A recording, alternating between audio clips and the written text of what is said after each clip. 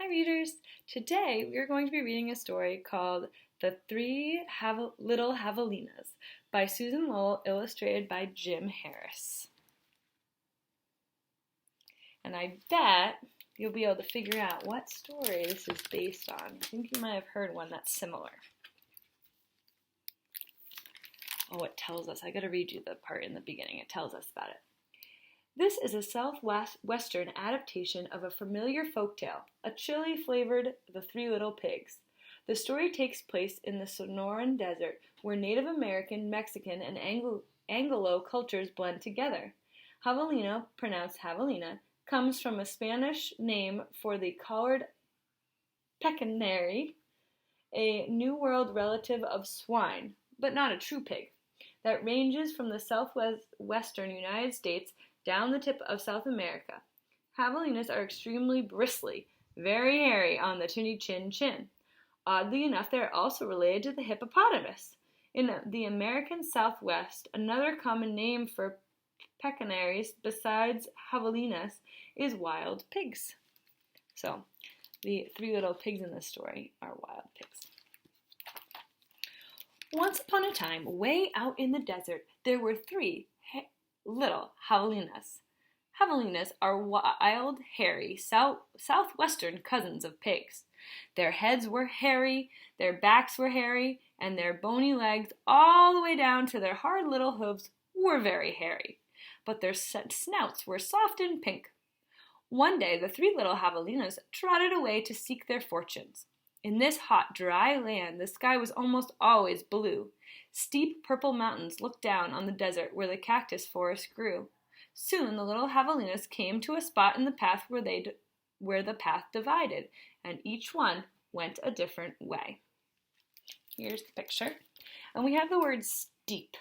Steep means it's really like straight up and down, or it's really like hard to climb. So a steep mountain would be one you really have to climb up. If you have a hill that's not very steep, then it would be more flat. The first little javelina wandered lazily along. He didn't see a dust storm whirling across the desert until it caught him. The whirlwind blew away and left the first little javelina sitting in a heap of tumbleweeds. Brushing himself off, he said, "I'll build a house with them." And in no time at all, he did. So here's his house.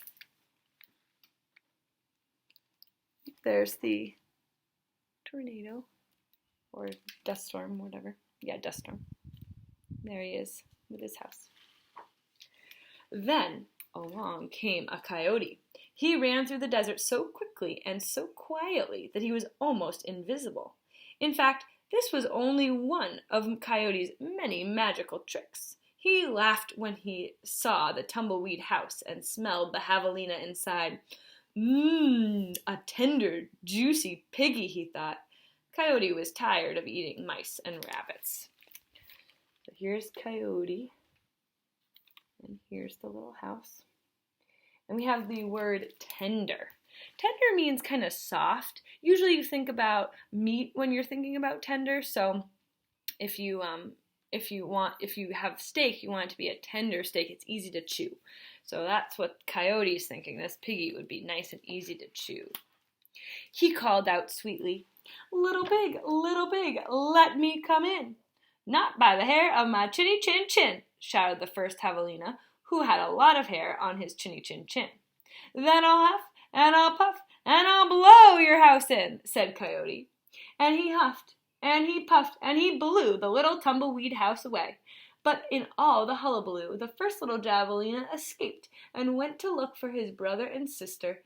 Coyote, who was very sneaky, tiptoed along behind. Here he is blowing, and there's the little javelina getting blown away. The second little javelina walked for miles among giant cactus plants called saguaros. They held their ripe red fruit high in the sky, but they made almost no shade, and the little javelina grew hot. Then he came upon a Native American woman who was gathering sticks from the inside of a dried-up cactus. She planned to use these long sticks, called saguaro ribs, to knock down the sweet cactus fruit.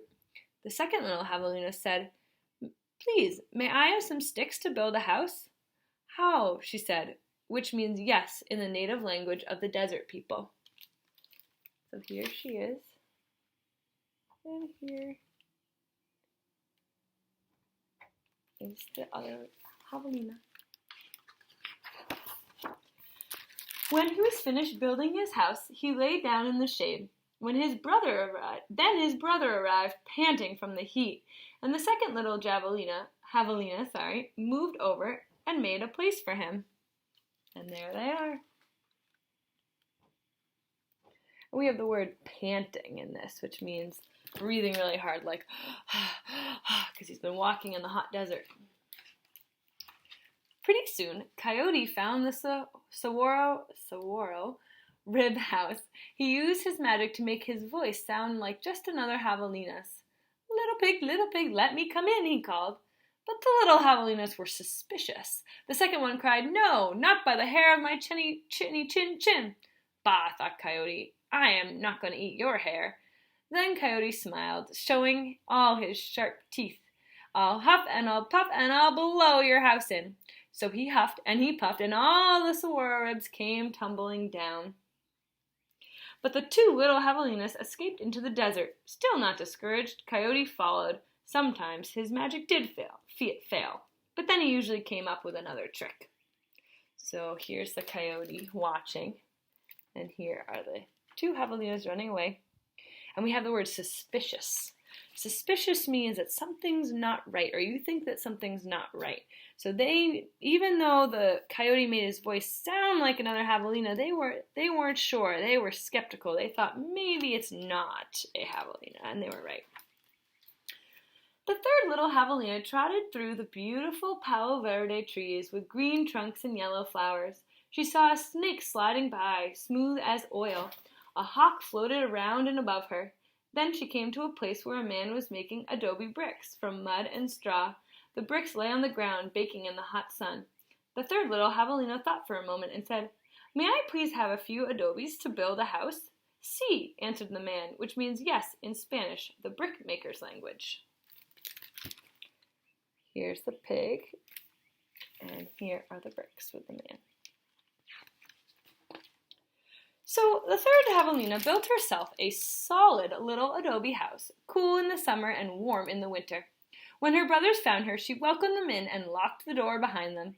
Coyote followed their trail. So here's that house, and here they all are.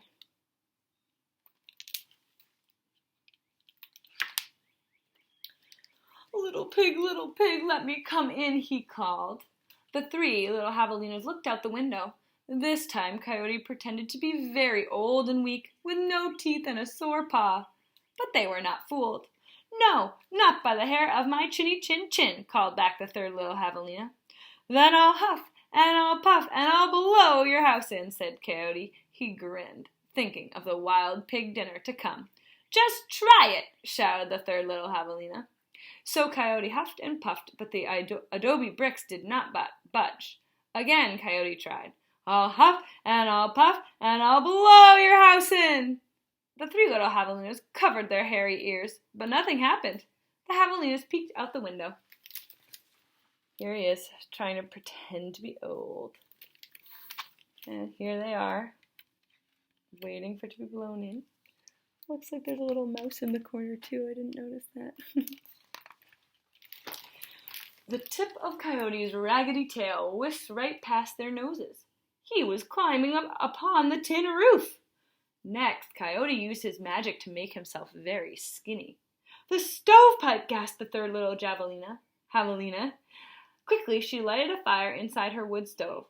"What a feast it will be," Coyote said to himself. He squeezed into the stovepipe. "I think I'll eat them with red-hot chili sauce." Whoosh! Sizzle. Here he goes. But they lit a fire in the stove.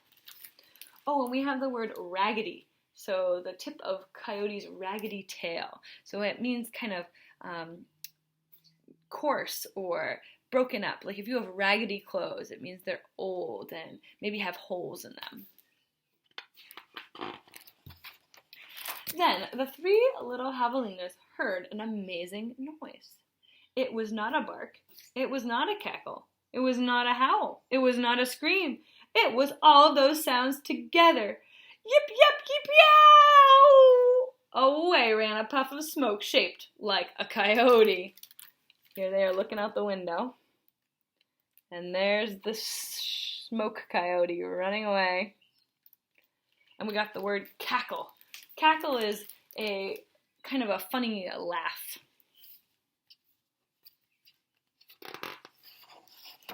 The three javelinas lived happily ever after in the adobe house. And if you ever hear Coyote's voice way out in the desert at night, well, you know what he's remembering.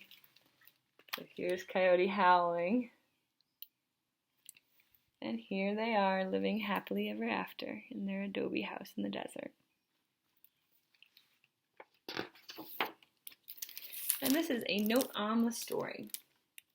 In addition to the classic European-American tale, my sources include many coyote fables told by the southwestern Indians, particularly those of the Tohono O'odham, or desert people, formerly known as the Palengo tribe of southern Arizona and northern Mexico.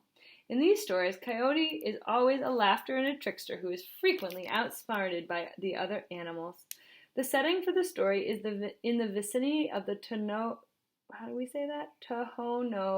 O'odham Reservation near Tucson, Arizona in early summer. At this time of year, the saguaro cactus flowers start to bear fruit, which the Tohono O'odham harvest by knocking them down with long sticks called saguaro ribs, the skeletons of the fallen giant cacti. The fruit is still used to brew a sacred wine for the annual rain-making ceremony. It's also a good season to see dust storms, thunderheads, and baby javelinas looking like homely, hairy loaves of bread on hooves. The pigs' houses in the story fit the southwestern theme as well. The Tohono O'odham traditionally built temporary brush shelters as well as more permanent homes of sticks and mud, and ramadas, roofs without walls just for shade. Mud adobe houses built with local adobes and topped with tin roofs are still used across the Southwest. In this story, I have tried to handle all this geographical and cultural material with a light touch. The setting could really be almost any dry southwestern area where javelinas, coyotes, tumbleweeds, cacti, and adobe houses are found, which includes parts of Texas, New Mexico, Arizona, California, as well as northern Mexico. And that is the end of our story. I hope you enjoyed it.